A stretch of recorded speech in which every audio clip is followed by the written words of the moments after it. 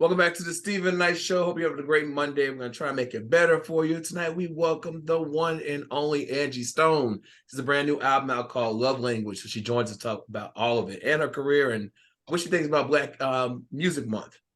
One mind you all over social media, Facebook, Twitter, Instagram, and of course, our official website, thestephennightshow.com. Follow us on TikTok, Stephen Knight Show. Check out our new merch. It's available. Chica has on the hat, as you see. And as you know, this is the last week of Black History Month. And again, that's just where we take some time to celebrate the achievements of Black artists and what their contributions to a genre. I'm sorry. Syleena and I were looking at you sideways. Oh, Black Music Month. Black Music Month. I'm sorry. I said Black History Month. But It's all right. We're all human. We are. And this is our last Monday for a few months because we're going on our summer break. So, a little excited, but we're going to have a great show for you.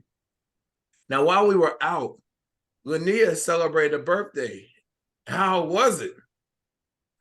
It was good. It was good. I had a good time. I ain't going to talk about nobody who didn't show up, but he knew about it, though. I ain't going to talk about him, though, but he knew about it. He knew about one part of it. I ain't going to talk about him because he wasn't there. But I ain't going to talk about him. That's all I'm going to say. Right. Now I know that he can keep a secret. So he can't be trusted. But other than that, it was a good weekend. Good. I had a good time. And I just, definitely wasn't expecting it. Yeah. Like I said, somebody wasn't there, but I enjoyed myself. I'm gonna keep on saying it. So. Right. I don't care. Blink. Well, happy belated birthday. We also had Juneteenth last Monday. That's what we were on last Monday. And Miss Parker, she hosted us all at her house. So we got to have some good food. We talked about the meaning of Juneteenth. I was talking to a friend of mine, and I said, you know what Juneteenth represents, right? Yeah, that's when they murdered that one guy. No. So we had to school some people on what Juneteenth really represents and why we recognize. But anyway, so our question of the day is, if you could pick one, what's the single most important lesson you've learned from past relationships? Syleena.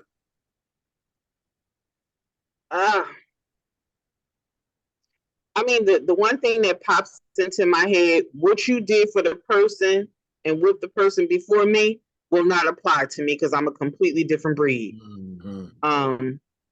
It's not copy and paste over here. Yeah. So, don't bring in old baggage into something new. We all have baggage, so let me clarify that. Don't bring in extra baggage that creates BS and drama and chaos and confusion. Your regular baggage is fine because we all got it. But anything extra, and you know what that is, if you're honest with yourself, keep it over there because I don't want it. Yeah. Chike, what about you? Two things stand out. Everyone gets a clean slate in the beginning, and patience. Yeah. And I agree. I was gonna say what Nia said, like for me, heal from your relationship, grow from your relationship, and make sure you take care of all that before you move on. Because we will take things that someone had nothing to do with that last situation and put that on them. So we'll make sure. You know what? The only issue with that is it's left up to the individual's interpretation, not yours.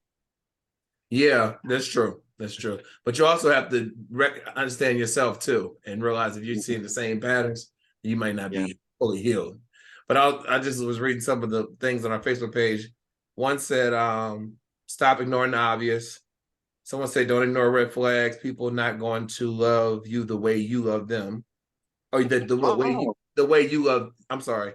People not going to love you the way that you love you. Someone said, remember what you started with is what you'll end up with. Someone said, weigh your options. Someone said, question everything. several people said stay single. Some people say trust your gut. And some people say have self-esteem. But yeah, a lot of good things. But tweet us at home and let us know if you could pick one, what is the most single important lesson you've learned from past relationships? Stephen Knight Show, SHO. All right, well, the 2023 BT Awards, known as Culture's Biggest Night, aired last night live from Microsoft Theater in Los Angeles. The show honored the 50th anniversary of hip-hop and delivered iconic performances from acts new and old. Current hit makers like Gorilla, Ice Spice, Little Uzi Vert took the stage, as did legends like Big Daddy Kane, Ja Rule, Master P, Remy Ma, Soulja Boy, the Sugar Hill Gang, Yang Twins, Trina, and just to name a few. Now, Coco Jones, she won for Best New Artist, and rappers Offset and Quavo, who honored fellow Migos member Takeoff, who was killed in November, also performed. Patti LaBelle led a tribute to Tina Turner, the late Tina Turner, who died in May. LaBelle performed Tina Turner's hit, Simply the Best, and although the icon messed up some of the lyrics, she owned it and finished her performance strong. Beyonce and SZA, neither who attended the show, won 3 awards, each during the telecast, including their tie for Album of the Year for Renaissance and SOS, respectively. They weren't the only tie, though. Chris Brown and Usher tied for Best Male R&B Pop Artist. Now, SZA also took home Best Female R&B Pop Artist and Video of the Year for Kill Bill, while Beyonce won the Viewer's Choice Award at the BET Her Honor for Break My Soul. Drake and 21 Savage won Best Group with Lotto, while Lotto was named the Best Female Hip-Hop Artist and Kendrick Lamar named the Best Male Hip-Hop Artist.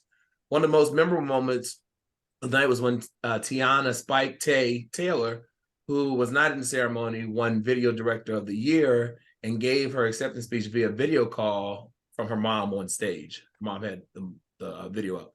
After a short video about Busta Rhymes' accomplishments in the industry, featuring commentary from stars like Diddy, Pharrell Williams, Jan Jackson, Dave Chappelle, and more, Marlon Wayans and Swizz Beatz presented him with this year's Lifetime Achievement Award. So I'm not going to wear it on my sleeve. I do want to cry, he said before wiping away tears and delivering a moving speech on getting started in the industry. He later performed a medley of some of his biggest hits. Now, the show did last 4 hours, and because there were no writers, it was mainly performances. So did you watch, and what were your thoughts? I'll start with you, Chike. I did not watch. I was working for the Stephen Knight Show, and I did catch the highlights. I mean, okay, nothing spectacular. Nothing really stood out for me. I do not like the business of ties, though. I don't like that. Yeah. It reminds me of, every kid on the team gets a trophy. No, there's a reason that you get a trophy. Let the other kids strive for that. So there needs to be one, not a tie. Yeah. Linnea, what were your thoughts? I didn't watch it, partly because, in the words of Ryan Davis comedy, the BET Awards is not what it used to be. Amen. It has, and it was even worse without writers. Mm-hmm. I will say this. I absolutely love Busta Rhymes, and this was well overdue, and his speech was amazing. Yes. That was the only thing I went searching for today. And listening to him, because you can tell Busta is genuine and he's real because people love him. You ain't heard nothing about Busta Rhymes being in no mess. So I absolutely am happy that he was presented the award he was presented with. But as for everything else, I don't know how true it is with this whole Tyler Perry buying BET thing, but I need a revamp. Yeah. We need Black excellence. And we need that to show. And it needs to start with that show. And somebody made a good point about how, like with Coco Jones, she has a beautiful voice. And I know that there are people that she grew up listening to, and none of those people were in the audience. It was just TikTokers and love hip hop type people who, that's not who I grew up aspiring to sing in front of when it comes to an award show. Yeah. I don't want to see them people. Right. So outside of that, I mean, there was no interest for me. Yeah. Definitely could have been a way better celebration of culture. Especially going back. There's some was a hit and your BET. Yeah. That should have been way more than what it was. And you could have damn sure condensed that 4 hours. But you were just trying to fill up time, whatever that was. And I heard Patty was messing up on words. But y'all ain't got no writer, so y'all ain't putting that in. You should have put it in the telephone. Yeah. And kept it moving. Well, so I did watch it only because I was home, and I said, "Oh, the BET Awards come on tonight," and so I watched it, and I was reading some of the commentary online, and they're saying how it looked like the Source Awards. There was a clip I saw on Instagram before we started here, where there was this new rapper. She was literally twerking that song Pound Town and dancing at Pound Town with her money in front of gospel legend Bobby Jones. Can I add this? Can I say this? When did it change that we went to award shows or something of that stature where you had to put on your good clothes and your hard shoes, and you get into fights and arguments in your relationship in the audience? Yeah. Like when did we get to that part? Yeah. It used to be a point in time you respect the auditorium. If you're an artist, you respect an auditorium. Yeah. Yeah. That's what you're taught. Can I touch on that, please? That girl, JT. I don't care what happened in that moment. What you don't ever do is put your hands on a man and then disrespect him verbally, because your feelings is you and your feelings. Because part of the issue is women think that they can do whatever they want to do when it comes to that. Yeah. And if he would have put his hands back on her, this would be a completely different story. It'll be on all the news cycles. She threw a phone at him. And then proceeded to call him all kinds of disrespectful names. And nobody checked her. Right. She needed to be checked. Because if he put his hands on her, then it would be a completely different story. Yep. Period. Yeah. But people were like, oh yeah, you got, they were kind of like congratulating her, like showing her love, like she did something good. Like that wasn't. And if he decided to sue, like a woman would sue, what kind of situation would that be? Let him go to the police and say that she beat on him. Double standards. Double standards. Yep.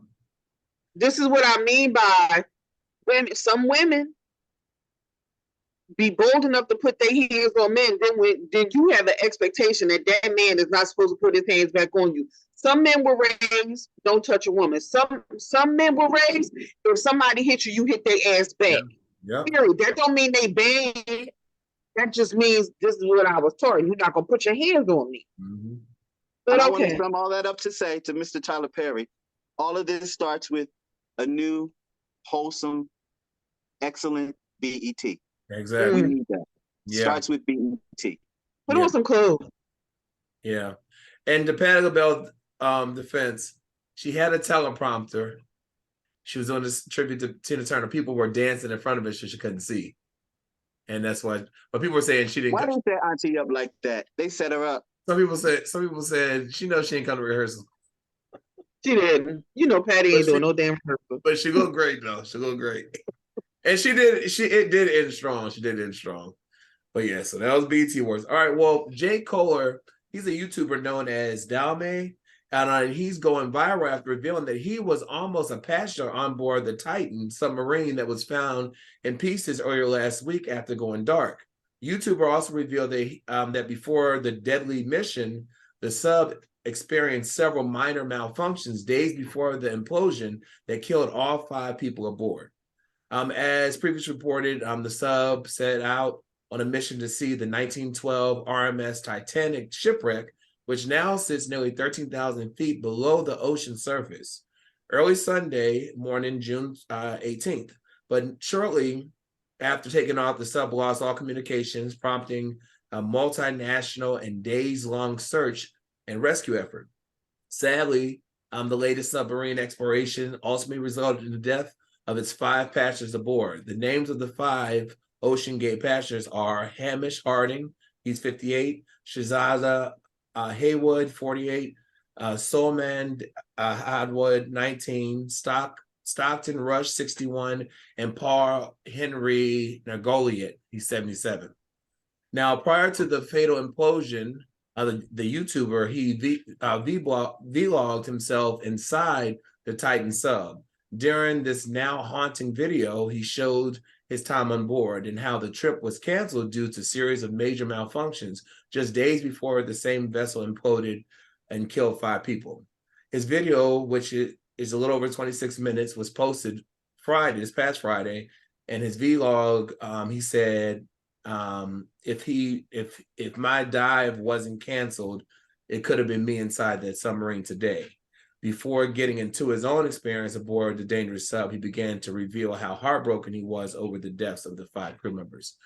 And so I saw some of this when this all happened, and even prior to really people knowing what happened to the ship when they were doing the rescue. There were a lot of people making jokes about it, and you know, saying these are billionaires and why should we care? This has nothing to do with us and whatever. And then even after they found out that these people were dead, there were still jokes about the sea mission. I don't think they were joking about the people dying, but what is this culture that we are just so insensitive to human life? Linnea, what are your thoughts on that?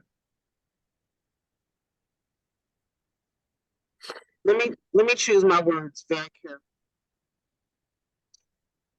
I send condolences out to the people who lost their lives. Yeah.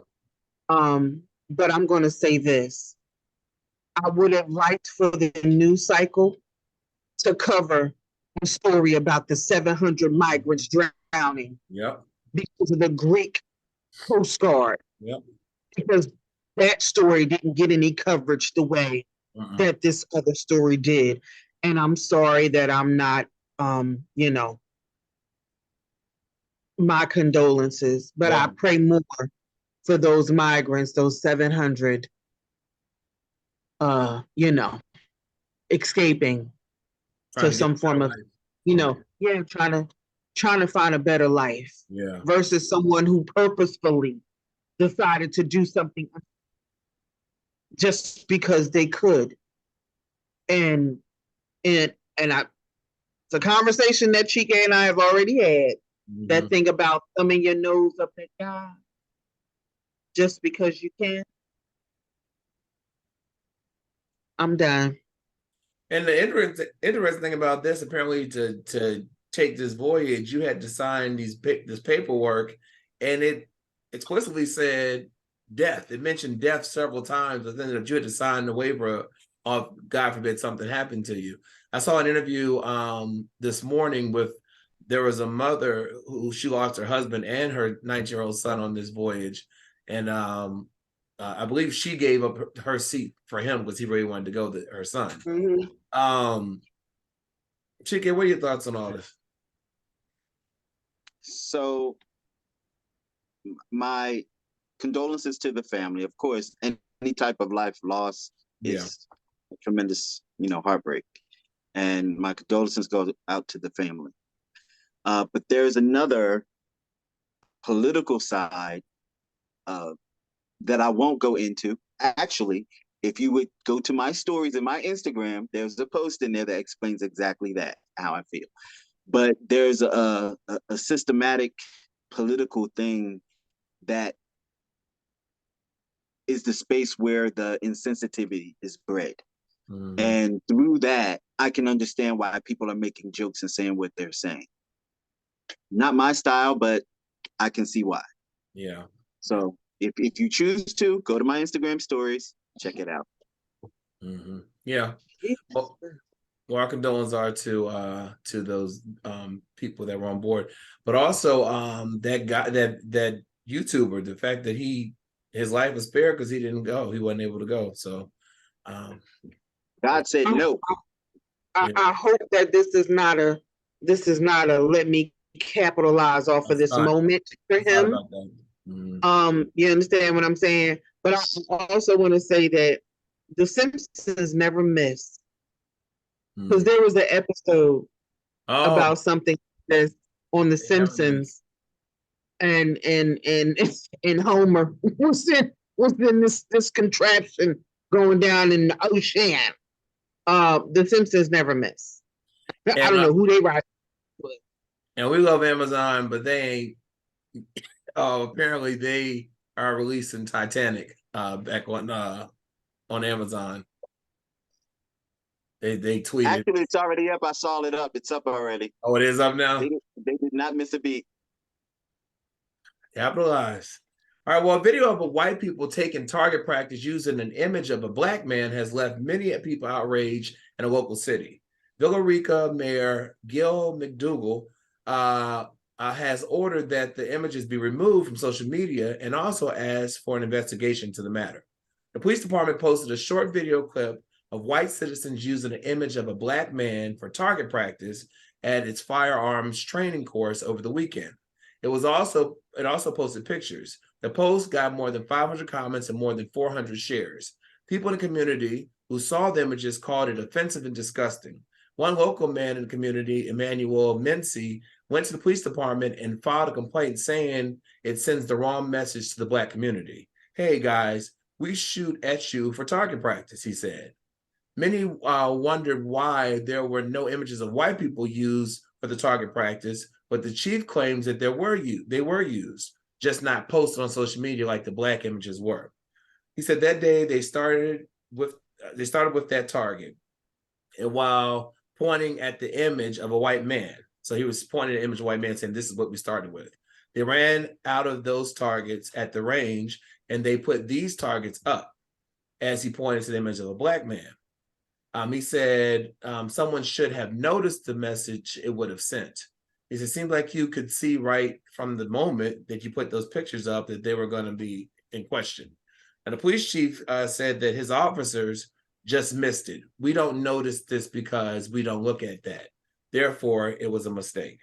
Now, the images have been removed from the department's Facebook page. The mayor asked that the comments remain and said that the city will have an independent firm investigate what happened. Hidalgo said people are calling and emailing the city and they're responding to each person one by one. He said that he wants to be transparent and let people know that this shouldn't have happened and won't happen again. So do we buy that there were if there were images of white people being shot, why were the only ones that posted online the black images? Linnea, what are your thoughts? Bullshit. Not called bullshit. I've been to the gun range before, and I know if I saw something like that, one, I'm gonna complain. Two, I'm not going back to that gun range. Yeah, because that tells me how you feel. What happened to the just the black image, like the black, like the silhouette of a person? They still have that, and then they have like ones they have on like the old school robber mask or whatever, and the Scully. You know what I mean? It all depends. They have different ones. You can actually pick what target you want. So, but somebody had to make it. Yeah. And then put it out there. And I would venture to say that most of the picked that one to shoot at. But I could be wrong. I could be wrong. I don't know. Chicken, what are your thoughts on this? So I know you can hang someone in effigy. Can you shoot someone in effigy? Is that a thing? Because that's an issue. That's an issue. But I'll tell you this, they might want to change the pictures to robots because that's who we're going to be fighting. Yeah. We're going to meet each other against the robots. That's true. So why do they have to be human at all? Black or white or green or purple or orange, why do they have to be humanoid? Yeah. So you want to murder people. Just saying. Well, this last story is very crazy. A Kentucky woman has been charged with murder for reportedly shooting and killing her Texas Uber driver after mistakenly believing he was kidnapping her and taking her to Mexico. As of Sunday, Phoebe Copas has remained behind bars since June 16th shooting death of 52-year-old Daniel Piedra Garcia, according to Associated Press. Piedra allegedly drove Copus while she was visiting her boyfriend in El Paso, situated on the U.S.-Mexican border. The 48-year-old told authorities that she panicked during the ride after spotting a road signs that showed Juarez, Mexico was only 7 miles away. She said that she believed that Piedra had kidnapped her and was taking her to Mexico, police said. Copus then reportedly pulled a loaded handgun from her purse and shot Piedra in the head, causing the vehicle to crash moments later. Piedra's family eventually took him off life support several days after the hospitalization. Doctors allegedly told them that he would never recover. His niece, she described Piedra's as a hardworking family man, according to the El Paso Times. He was a hardworking man, really funny. He was never in a bad mood. He was always the one that if he saw you in a bad mood, he'd come over and try to uplift you. Now, meanwhile, investigators refute Copus claim that she was being kidnapped. An arrest affidavit stated Piedra's car was never in close proximity of a bridge, port of entry, or any area that immediately accessed the travel to Mexico. Police further told the press that he never veered off her destination. So, the app has a destination for Uber. Piedra's niece said that she wishes that Copus would have spoken up and asked questions if she felt scared instead of acting on impulse and making a reckless decision. She said, I wish you could have just spoke up and asked questions, not act on impulse and make a reckless decision, because not only did she ruin our lives, but she ruined her life too. We just want justice for him. That's all we're asking. Now, his wife, she has set up a GoFundMe page, and it's earned over $81,000 as of today. Those interested in donating, they can find that online, but the Copus remains held on a $1.5 million bond.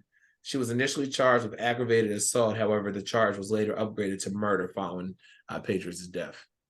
So why do you just pull out a gun and shoot somebody in the head? Why don't you ask, hey, where are we going? And if she had the app on her phone, she can see the map. It shows you the direction. So what do you think really going on here, Chike? I'm not making excuses, but I'm thinking that she probably fell asleep and she woke up and saw that sign and flipped out. I don't think that she thought at all. I think she just saw what she saw, misunderstood. She's just waking up. And I mean, that's the only thing I can think of. Yeah. Linnea, what are your thoughts on this?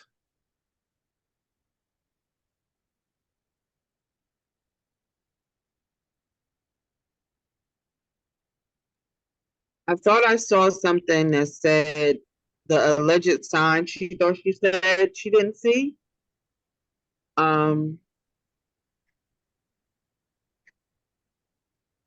order to just pull out a gun and shoot somebody in the head, you got to be of a certain mindset. Yeah. You understand what I'm saying? Like, I don't. If you thought that this man was trying to kidnap you, one, how long was she in the car for? Right. Right? How long were you in the car for? And how far were you from your destination? Because those are things that you have to look at.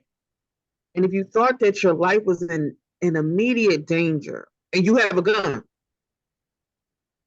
could there have been other steps she could have taken before just shooting this man in the head?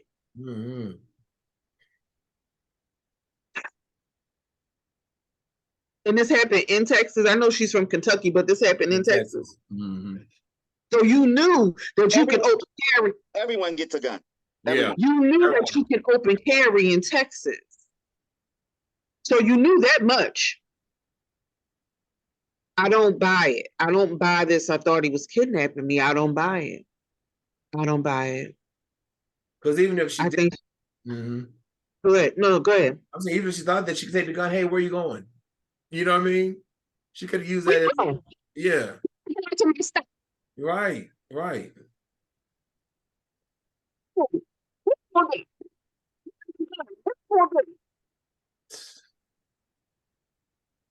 It's crazy. It's crazy. Okay. Well, listen, thank you all for Hot Topics. Enjoy your summer break. And I want to see some tans when we come back in September.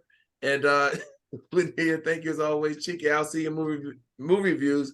And when we come back, our interview with Angie Stone right back after this.